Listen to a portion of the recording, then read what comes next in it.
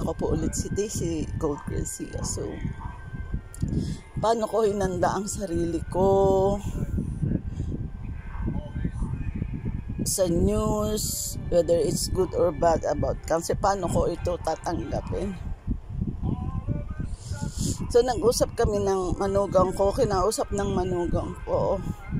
By the way, after ng operation ko, nag-alaga sa akin yung apo ko, araw-araw kong kasama, yung dalawang anak kong lalaki, tsaka yung manugang ko. Thank you, Cherry.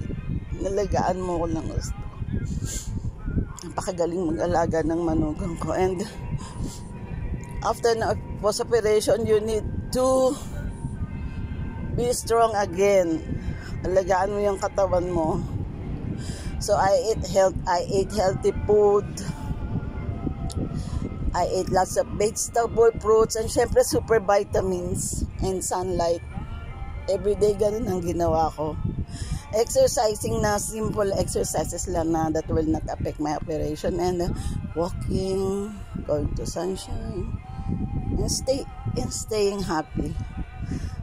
So after na operation, ang sabi ng manugang ko, hindi siya pumayag na i-undergo ako ng biopsy.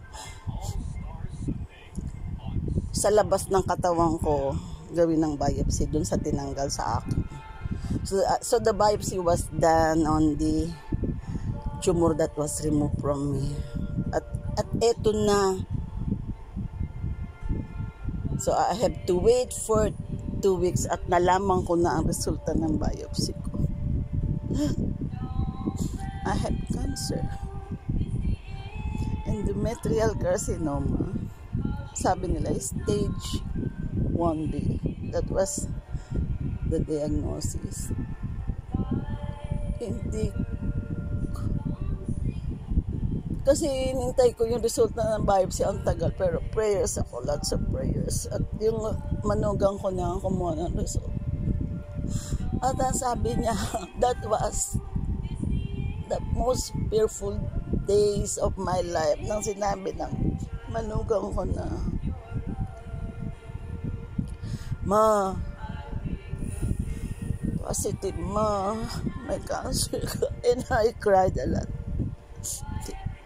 Parang hindi ako kapaniwala. Ang dami-daming pumasok sa isip ko. Akala ko mamamatay na ako. I just did go to my room and pray to God. Wag mo, dear Lord, please let me live longer. Please help me to be strong for my 2 sons, for my grandson, for myself. Please make me live.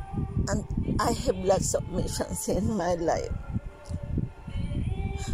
And so I live by the day God let me live.